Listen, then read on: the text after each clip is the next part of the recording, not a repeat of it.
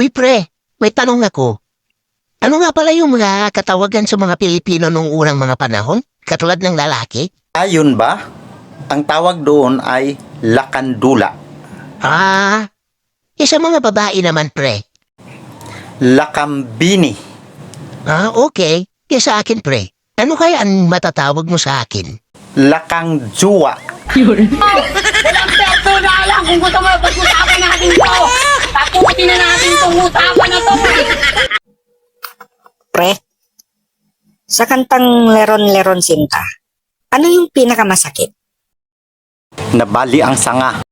Hindi. Yung nahulog sa puno. Hindi yun, pre. May mas matindi pa. Alam ko na. Yung humanap ng iba. Tingnan mo! Walang persona lang kung gusto mo pag-usapan natin to. Tapusin na natin itong usapan na to. Hane, bakit kasi mangot ka dyan? Nakakainis kasi yung mga tambay dyan sa labas, honey. O bakit naman? Sabi ba naman sa akin, kapag magkasama daw tayo, mukha daw akong magsasaka. Ikaw naman, baka binibiro ka lang. Tsaka mag-ayos-ayos ka kasi.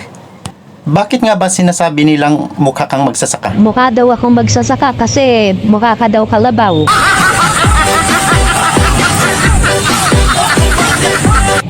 Hoy ikaw, may tanong ako sa'yo.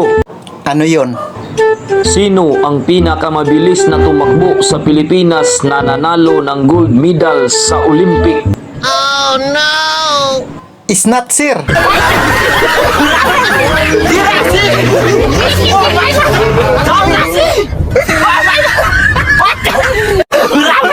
Dirasi!